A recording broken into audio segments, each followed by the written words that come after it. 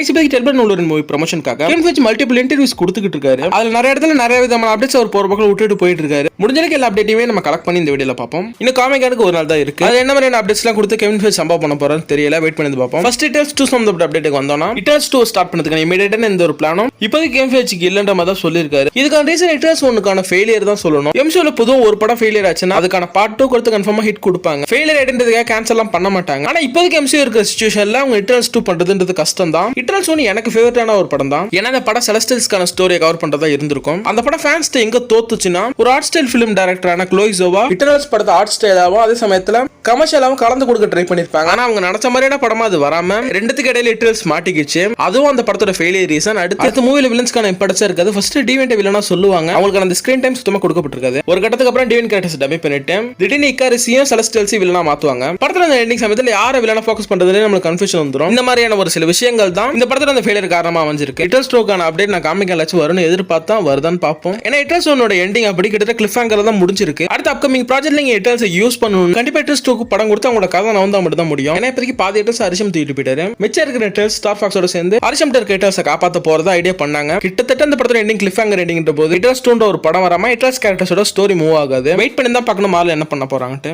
Second Spiderman 4 John watts அந்த படத்துக்கு director return ஆக மாட்டேன்றது கெவின் ஃபீஜ் கன்ஃபார்ம் பண்ணிட்டாரு. நியூ ட்ரையாலஜி நியூ டைரக்டர் தான் அவங்க தேடிக்கிட்டு இருக்காங்க. சாம் ரெய்மி கூட இந்த ஸ்பைடர்மேன் 4 டைரக்ட் பண்ணதுக்கான பாசிபிலிட்டிஸ் இருக்கு. இல்லனா கெவின் ஃபீஜ் ஒரு புது டைரக்டர் உள்ள கொண்டு வரதுக்கான பாசிபிலிட்டிஸ் இருக்கு. ஆனா இதுல இருந்து ஒரு விஷயம் தெரியுது. ஸ்பைடர்மேன் 4க்கான அந்த வர்க் போற வேகத்தை பார்த்தா 2026ல தான் ஸ்பைடர்மேன் 4 நம்ம பாப்போம்னு நினைக்கிறேன். அடுத்து ஸ்பைடர்மேன் ஹோம் கமிங்ல ஏற்பட்ட ஒரு क्वेश्चन இப்போ எம்சியூல எங்கேயுமே அதுக்கு ஆன்சர் கொடுக்கல. அது என்னன்னா அவெஞ்சர்ஸ் டவர் பேர் யார் வாங்கியிருக்கான்னு நமக்கு சொல்லல. அந்த பில்டிங் வேற டோட்டலா ரீமாடல் பண்ணப்பட்டிருக்கு. கூடி சீக்கிரம் அது யார் வாங்கியிருக்கான்னு சொல்லிட்டு நான் கன்ஃபார்ம் பண்ணுவோம்னு சொல்லிட்டு கெவின் ஃபீஜ் இதை கன்ஃபார்ம் பண்ணிட்டு தான் போயிருக்காரு. அந்த டவரை யார் வாங்கியிருப்பான்னு நீங்க என்ன நினைக்கிறீங்க? உங்களோட கருத்தை கீழே கமெண்ட் பண்ணுங்க. அடுத்து இப்போதைக்கு எம்சியூல மியூட்டன் ஏரா ஸ்டார்ட் ஆயிடுன்னு சொல்லிட்டு அஃபிஷியலா கெவின் ஃபீஜ் கன்ஃபார்ம் பண்ணிருக்காரு. நெக்ஸ்ட் மியூட்டன்ஸ் ஆகல அவெஞ்சர்ஸ் வெர்சஸ் எக்ஸ்மென் படம் கன்ஃபார்ம் பாசிபிளான ஒரு படம் தான் சொல்லியிருக்காரு. எக்ஸாக்ட்டா காமிகள் நடந்த மாதிரி இங்க மூவி சைடுல கொண்டு வர முடியும். இப்போதைக்கு அவர் இதை வேற விதமா சொன்னாரு. ஏன்னா உங்களுக்கு எம்சியூல சிவில் வார் இன்ஃபினிட்டி வார் சமயத்தெல்லாம் டசன் கணக்கான கேரக்டர்ஸ் மூவிக்குள்ள இருந்திருக்கணும். ஆனா மத்த எக்ஸ்மேன் ஃபேண்டாஸ்டிக் ஃபோர் மாதிரியான கேரக்டர்ஸ்க்கான ஆக்சஸ்லாம் மார்வல் அப்போதைக்கு கிடையாது. இப்போ எல்லா கேரக்டர்ஸ்க்கான ரைட்ஸ் ரிட்டர்ன் ஆயிட்டதுனால இப்போதைக்கு எம்சியூல எல்லாமே பாசிபிள்ன்ற மாதிரி கன்ஃபார்ம் பண்ணிட்டு போயிருக்காரு. அடுத்து மார்வல் அண்ட் டிசி கிராஸ் ஓவரை பத்தியும் பேசியிருக்காரு. அவரு இது நடக்குமா ஆங்கர் கேட்டதுக்கு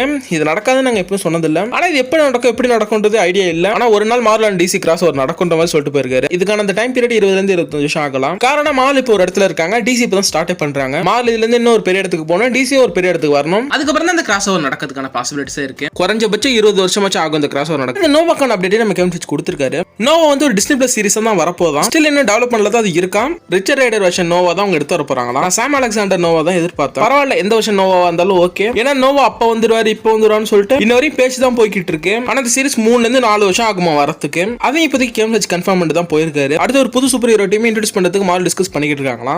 ஆல்பா ஃபைட்டர்னு கனடியன் சூப்பர் ஹீரோ டீம் இருப்பாங்க. அந்த ஒரு டீம் இன்ட்ரோடியூஸ் பண்றதுக்கான பேச்சுவார்த்தை இல்ல டிஸ்கஷன் எப்படி வேணா வச்சுக்கலாம். அது போய்கிட்டு இருக்கான். அடுத்து Kevin Feige Hugh Jackman and Ryan Reynolds பேசியிருக்காரு. இப்போதைக்கு அவங்க ஃபியூச்சர்ல திருப்பி ரிட்டர்ன் ஆகிறதுக்காக. ஏன்னா அவெஞ்சர்ஸ் 5 இல்ல சீக்கிரட்ஸ்ல அவங்க வரதான் போறாங்க. அது கன்ஃபார்ம் தான். இந்த இடத்துல கெவின் ஃபீஜ் அது கன்ஃபார்ம் பண்ணிருக்காரு. இப்போதைக்கு டெல்பன் ஒரு ஆர்ரேட்டடா வந்திருக்க தொடர்ந்து அடுத்து பிளேட் ஆர்ரேட்டடா வரப்போகுதுன்னு கெவின் ஃபீஜ் கன்ஃபார்ம் பண்ணிருக்காரு. இன்னும் அப்கமிங்ல நிறைய ப்ராஜெக்ட்ஸ் ஆர்ரேட்டடா இருக்காம். எனக்கு தெரிஞ்ச ரத்தம் தெரிக்கிற அளவுக்கு இருக்க கேரக்டர் மட்டும் தான் எம்சியூல ஆர்ரேட்டட் ப்ராஜெக்ட் நம்ம பார்க்க போறோம். மத்தபடி நார்மல் சூப்பர் ஹீரோ கேரக்டர்ஸ் எல்லாரையுமே PG-13 வெர்ஷன்ல ஃபேமிலி ஃப்ரெண்ட்லி தான் காமிக்க போறாங்க. அடுத்து அப்கமிங் இயர்ஸ்ல வரப்போற ஸ்பெஷல் பிரசன்டேஷனை பத்தியும் கெவின் ஃபீஜ் பேசிட்டு தான் போயிருக்காரு. அந்த ப்ராஜெக்ட்டோட இந்த டைட்டிலே அவர் ரிவீல் பண்ணல. Werewolf by Night Guardians of Galaxy Holiday Special இந்த மாதிரி ஸ்பெஷல் பிரசன்டேஷனோட சக்சஸ் தொடர்ந்து அப்கமிங் இயர்ஸ்க்கு நிறைய ஸ்பெஷல் பிரசன்டேஷன் ரெடி ஆகிட்டு இருக்கான். நெக்ஸ்ட் இயர் இதுல இருந்து ஒரு ப்ராஜெக்ட் கண்டிப்பா நம்ம பார்ப்போம். அப்படியே துண்டு துண்டா நிறைய அப்டேட்ஸ் கொடுத்தாரு. முடிஞ்ச அளவுக்கு நான் கவர் பண்ணிருக்கேன் இந்த வீடியோல. நான் அன்னைக்கு காமிக்கல என்னென்ன அப்டேட்ஸ் வரப்போன்னு தெரியல. ஆனா எனக்கு தனியா கெஸ் இருக்கு. ஏன்னா இந்த இன்டர்வியூல அவெஞ்சர்ஸ் சம்பந்தப்பட்ட கேள்விக்கும் கேங் சம்பந்தப்பட்ட கேள்விக்கு ஒரு பதில் சொல்லல. மேபி அதை பத்தி காமிக்கல அவர் கவர் பண்ண பாசிபிலிட்டிஸ் இருக்கு. வெயிட் பண்ணி காமிக்கல என்ன அப்டேட்ஸ் வரப்போன்னு பார்ப்போம். இதோட இந்த வீடியோ நான் முடிச்சுக்கிறேன். நெக்ஸ்ட் ஒரு நாள் சந்திப்போம். Tata bye guys.